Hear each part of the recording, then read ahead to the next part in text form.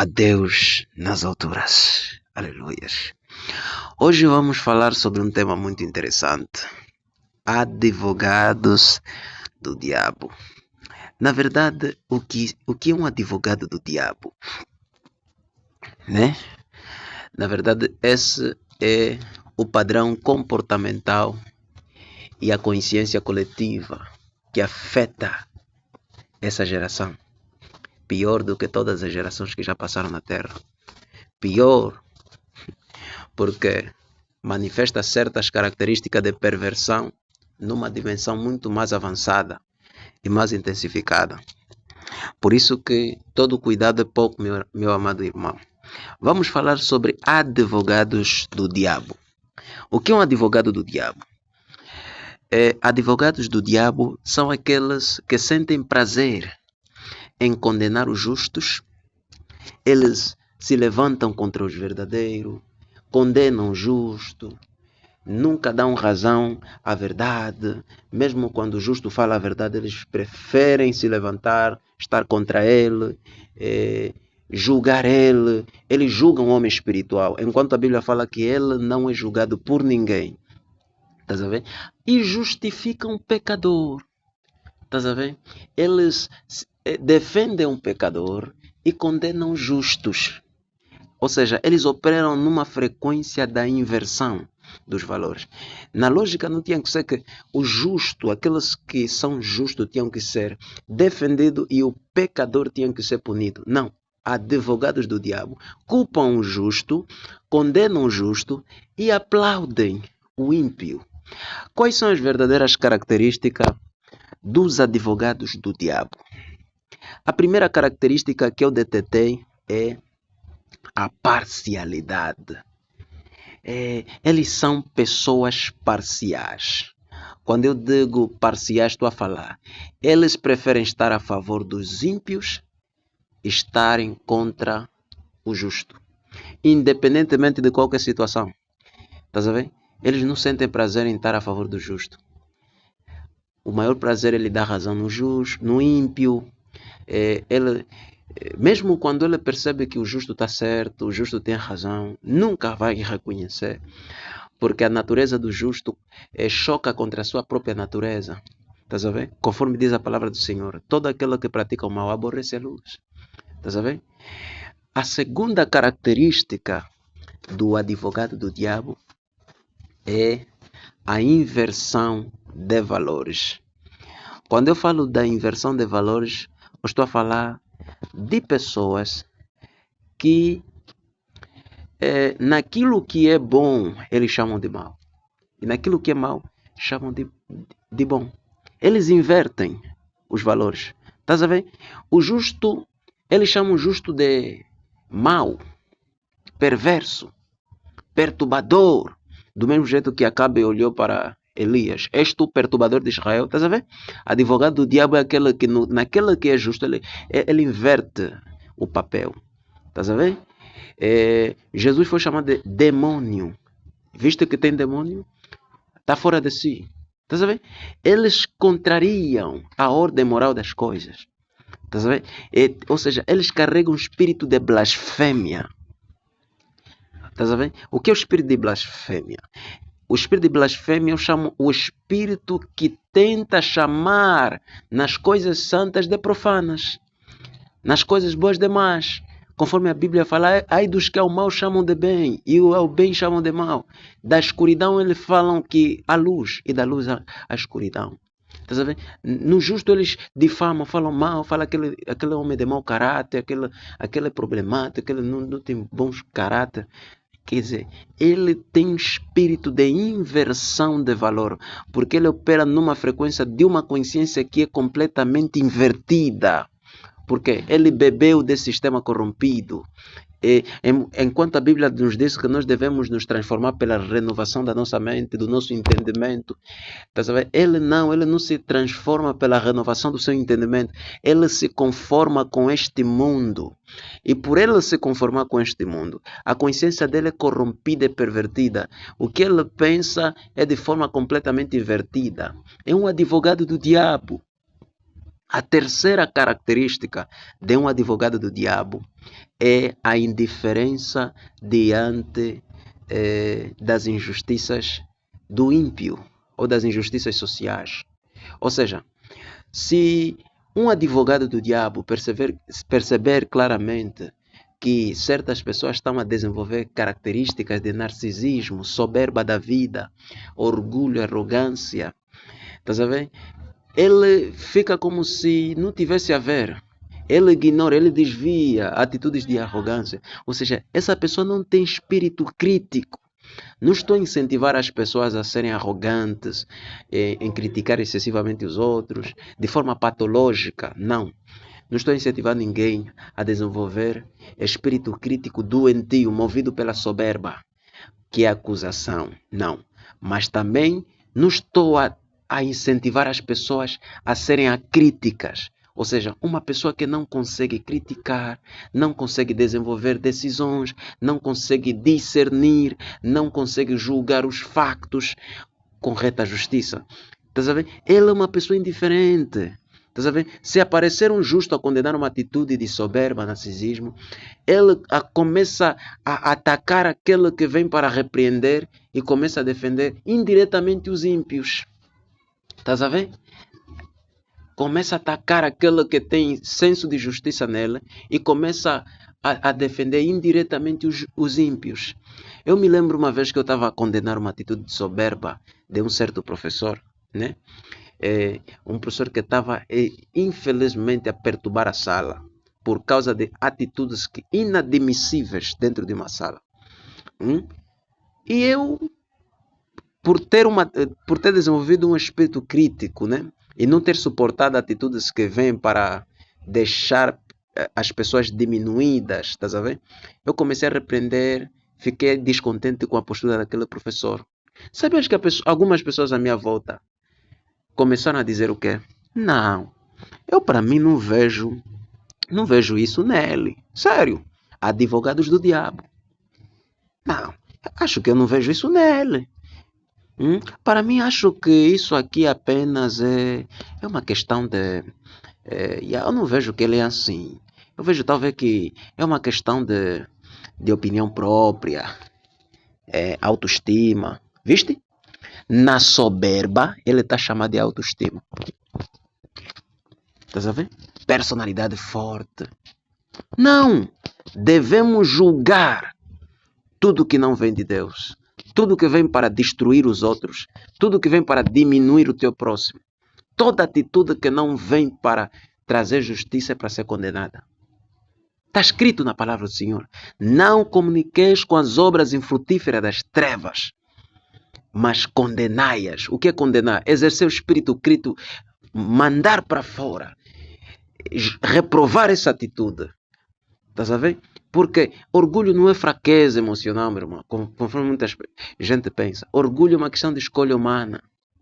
Orgulho é um sintoma gerado pela própria escolha do homem em querer ser o centro, em querer exibir os seus feitos e falar sempre de si mesmo. Então, toda atitude de soberba merece ser repreendida. Nunca vais ver na Bíblia um altivo, que Deus não enviou um profeta para lhe repreender. Tá sabendo? Que Deus ficou indiferente. Não, ele como está agindo na soberba, ele deixa, ele ignora. Conforme essa sociedade tenta incentivar as pessoas a serem indiferentes diante das injustiças, a ignorar o mal. Não, você está fazendo assim, isso é contigo. Não é contigo, é com ele. Não, tem a ver sim conosco. Tem a ver. Quer dizer, você tem que ignorar os fatos. Você tem que ignorar as ações erradas. Simplesmente para você estar bem com todo mundo. Essa paz que você está produzindo não é verdadeira. A verdadeira paz nasce com confronto. João Batista não sentiu medo de expressar suas ideias. João Batista não fala, não, se Herodes está a tomar a mulher do irmão dele, isso já é com ele, isso não tem nada a ver comigo. Tá vendo? Essa sociedade do jeito, advogados do diabo, do jeito que eles são. Isso aí. João Batista não fez isso.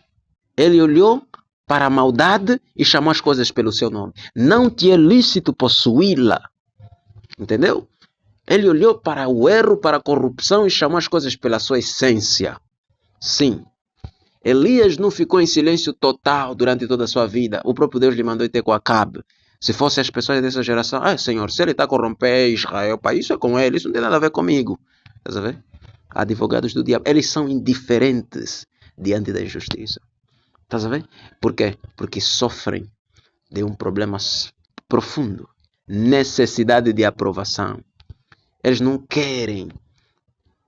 Eles vejam que se eu falar a verdade vai custar caro, vai fazer com que muita gente me olhe que eu sou arrogante. Então, vivem de uma falsa proteção da imagem social para serem vistos como boas pessoas. Então, sentem medo de expressar o que pensam. Se você sente medo de expressar o que pensa, você não é apto, você não é fiel à sua própria consciência. Sim, você não é verdadeiro, você não é honesto. Quem é verdadeiro fala o que pensa, não sente medo, não importa se vai ferir o ego de muitos. Sim, fala. A verdade é mesmo como uma faca. Ela fere. Aleluia. Jesus não teve medo de expressar suas ideias. Ele abriu a boca e falou verdade nua e crua. Viste? Advogados do diabo. Eles condenam o justo e justificam o ímpio. Aleluia. E tem versículos bíblicos que condenam essa atitude. Vamos ler. Aleluia. Assim diz a palavra do Senhor. Disseram eles: achamos este homem pervertendo a nossa nação e proibindo o pagamento de impostos a César, dizendo que ele mesmo é Cristo. Viste? Os advogados do diabo usam a ferramenta de quem? Da difamação e do falso testemunho. Estás a ver? Eles sofrem de uma profunda síndrome da má interpretação, porque são produzidos pelo próprio sistema social que produz pessoas com uma mente medíocre e soberba. Eles nunca podem ser humildes porque eles rejeitaram a fonte da humildade. A fonte da humildade é Cristo. Ele disse: aprendei de mim porque eu sou manso e humilde de coração. E a humildade está associada à submissão da verdade. Estás a ver? Jesus é a verdade. Por isso que o contrário disso é a soberba. Quem não se submete a Cristo não pode ser humilde e não pode ser verdadeiro. E por ele não ser verdadeiro, porque Jesus é a única fonte da verdade absoluta, então eles usam a ferramenta de Satanás. Qual é a ferramenta? A difamação. O que é a difamação? A difamação é o ato de falar mal de outro, inventar mentiras, falso testemunho. Estás a ver? Tentar sujar a imagem do outro, usando factos, distorcendo elas. Estás a ver? Tipo o caso de César. Como no caso em que trouxeram uma moeda e perguntaram ao mestre se é lícito pagar imposto a César. Estás a ver? Qual foi a resposta de Cristo? Jesus perguntou: por que me experimentais, hipócritas? Dai a César o que é de César, dai a Deus o que é de Deus. Jesus não fez nenhuma proibição, mas eles disseram que Jesus proibiu o pagamento de imposto. Vê só, distorcendo a realidade. Usam um facto em que alguém fez o que é certo e depois se aproveitam dessa situação e distorcem. Estás a ver? Jesus não falou nada, não proibiu nada. Ele só foi justo. Dai a Deus o que é de Deus, dai a César o que é de César. Como também diz, cada coisa tem o seu tempo. Estás a ver? Tem que separar as coisas. Essa é a ferramenta dos advogados do diabo. Aquele que é justo foi condenado, mas aquele que é o Barrabás foi solto, que é ímpio. Estás a ver? Eles soltaram o ímpio e condenaram e crucificaram o justo Rei da Glória. Advogados de quem? Do diabo. E levaram-no ao sinédrio e apresentaram falsas testemunhas. Viste a ferramenta que os advogados do diabo utilizam? Falsas testemunhas. As quais diziam: este homem não para de falar contra este lugar santo e contra a lei. Aleluia. Vamos no lado direito. Justificam o ímpio. Aleluia. Mas toda a multidão se levantou e o levou a Pilatos e começaram a acusá-lo, dizendo: encontramos este homem pervertendo a nossa nação. Olha só, como é que um homem justo vai perverter? Olha o termo que eles utilizaram: perverter. É isso que eu falei da inversão de valor. Quer dizer, naquilo que é bom, chamaram Jesus de perverso.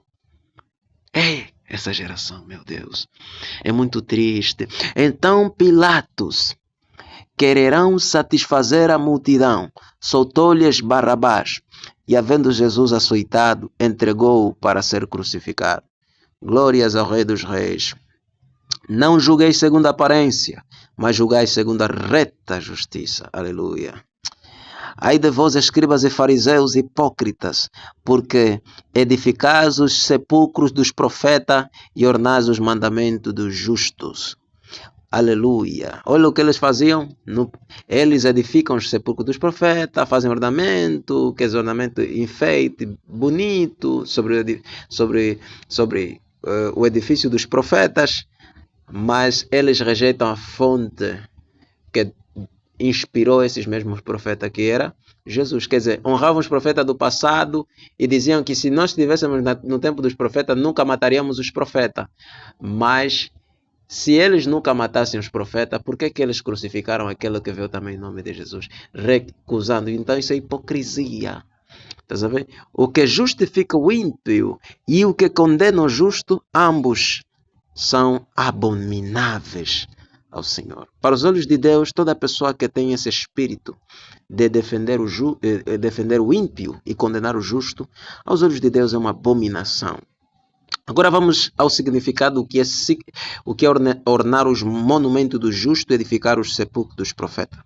Esta frase escrita no Evangelho de Mateus 23, 29, mostra Jesus a criticar a hipocrisia dos líderes religiosos do seu tempo. Aleluia. Significa fingir honrar os homens santos do passado com homenagens externas e belos túmulos. Viste? Eles honravam os profetas do passado com homenagens, dizendo que nós reconhecemos Elias, nós conhecemos Eliseu, conhecemos Samuel, aceitamos ele, edificamos o sepulcro deles e ornamos os monumentos dele, enquanto eles rejeitavam a mesma mensagem de Deus no presente. Quem? Jesus Cristo. Contradição. Se naquele que eram do passado vocês honram, como é que vocês desonram aquele que está no presente? Então significa que vocês não são verdadeiros. Porque se vocês fossem verdadeiros, tinham que concordar com aquele que também veio em nome de Deus no tempo presente. Porque Deus é o mesmo ontem, hoje e eternamente. E Jesus deixou claro, quem é de Deus escuta as palavras de Deus. Se vocês fossem de Deus, escutariam as palavras de Deus. Estás a ver? Quem me convence do pecado entre vocês? Se o que vos digo é verdade, porque vocês não creem. Ou seja, se vocês dizem que vocês honram os profetas do passado com ornamentos e edificação do sepulcro dele, por que vocês não honram aquele que veio em nome de Deus? Estás a ver? Aleluia. Se vocês honrassem a Deus, vocês amassem a Deus, vocês também tinham que amar a Cristo. Estás a ver? Porque assim está escrito, quem tem um pai tem um filho. Aleluia. Ninguém pode vir ao Pai senão por Ele, porque Ele é o mediador entre Deus e os homens. Estás a ver? Para chegar ao Pai, você tem que reconhecer aquele que Deus lhe enviou. É esse que Deus lhe enviou. A Escritura está repleta das suas profecias. Desde Gênesis até o último livro de Malaquias. Fala de Cristo, fala do ungido de Deus, porque se amotinam as nações e os povos imaginam coisas vãs. Os reis da terra se levantam e os príncipes juntamente se mancomunam contra o seu ungido, dizendo, rompamos as suas ataduras e sacudamos de nós as suas cordas. Mas aquele que habita no céu se rirá, o Senhor zombará deles. Estás a ver? Aqui está falando do Messias. Um menino nos nasceu e um filho se nos deu e o principal está sobre os seus ombros. E o seu nome será maravilhoso, Conselheiro, Deus forte, Príncipe da paz. Haverá alguém que vai vir da semente da mulher, que vai esmagar a cabeça da serpente. Profecia repleta daquele que viria. Uma virgem conceberá e dará luz a um menino, e esse será chamado Emanuel, que se traduzido é Deus conosco. E diz ainda mais, e todos sereis ensinados por Deus. Estás a ver? É claro as Escrituras, falando de Jesus, expressando a essência daquele que viria para derrotar o inimigo e nos dar chance de salvação eterna, ou de valor eterno. E Ele nos vivificou estando nós mortos em nossas ofensas e pecados, em que noutro tempo andávamos segundo o curso deste mundo. Aleluia. Oh Deus, que é riquíssima misericórdia pelo seu muito amor que nos amou, estando nós mortos em nossas ofensas e pecado, nos vivificou juntamente com Cristo. Amém? Aleluia. Vamos continuar a nossa leitura. O significado do texto aparência de bondade. Vamos já para o primeiro significado. Tá sabendo? Esse é o maior problema desse sistema, a hipocrisia. Vê, a aparência de bondade, mas nega a própria eficácia da própria bondade. Ou seja, ele é aparentemente piedoso, mas no fundo de tudo não é piedoso, porque o coração dele está cheio de maldade, corrupção.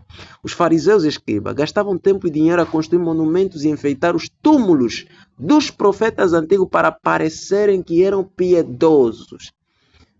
Estás a ver? Mas no fundo de tudo eles nunca eram piedosos. E demonstravam mais uma outra característica: falsa inocência. O que é a falsa inocência? Eles diziam que se vivessem no tempo dos seus antepassados, tipo no tempo de Elias, no tempo de Moisés e muito mais, nunca teriam matado os profetas. Estás a ver? Agora, a verdadeira maldade. Tá bom, vocês nunca teriam matado os profetas. Agora, por que vocês querem matar Jesus Cristo?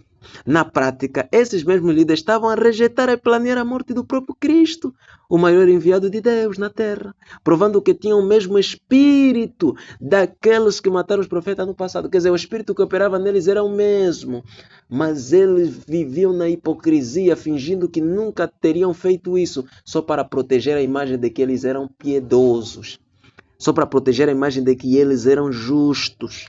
Estás a ver? No fundo de tudo, nunca foram justos. Por quê? Eles negam a eficácia da própria justiça. Entendeu?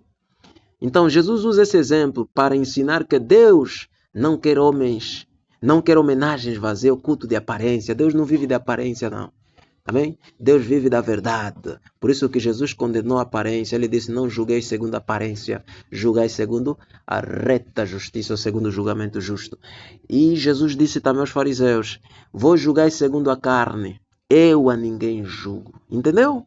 E se julgo, o meu julgamento é verdadeiro, porque ela julga a consciência humana. Ela não julga, aleluia, a tua aparência. Esse julgamento parcial, baseado na condição física, social do indivíduo. Respeitar os montos não substitui obedecer à verdade de Deus. Aleluia. Não hoje. Aleluia.